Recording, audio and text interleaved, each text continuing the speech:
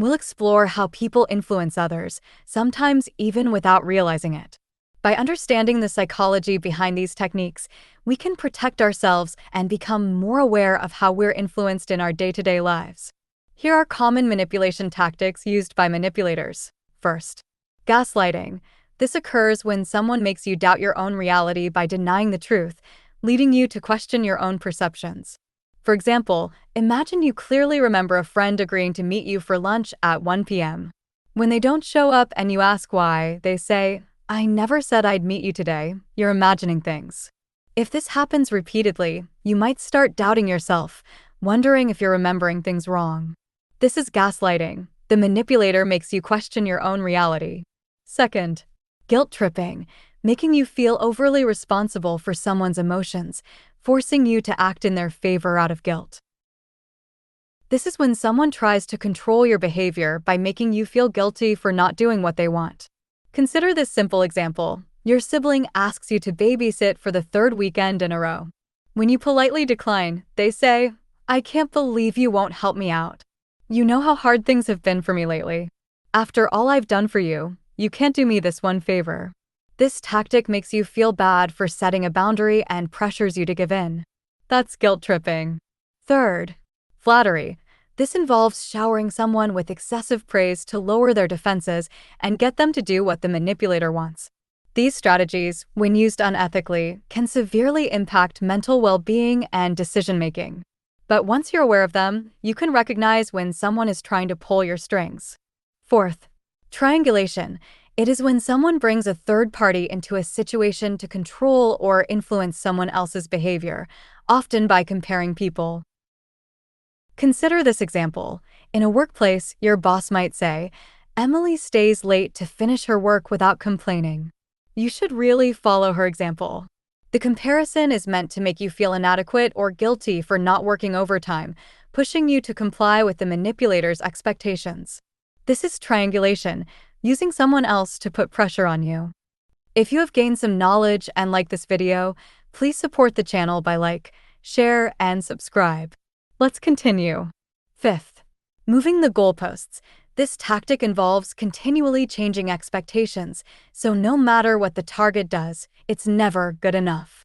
This keeps the person in a constant state of trying to meet impossible demands, leaving them frustrated and emotionally drained. Consider this example. Imagine you hand in a project at work that matches the exact criteria given by your boss. However, instead of being satisfied, they say, "It's okay, but I was hoping for something more creative." When you redo it and add creativity, they come back with, "Actually, I wanted it to be more data-focused." The target keeps shifting, making it impossible for you to succeed. This is moving the goalposts. The manipulator ensures you're always falling short, so you feel inadequate and dependent on their approval. Sixth, generalizations.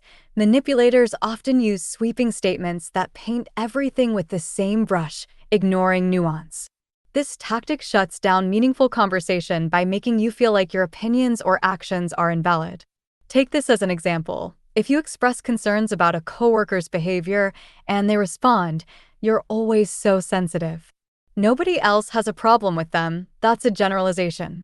It dismisses your valid feelings by lumping them into a broad, negative category. This can make you second-guess your emotions or opinions, even if they are justified. Seventh, name-calling. This is a direct attack on a person's character rather than addressing the issue at hand.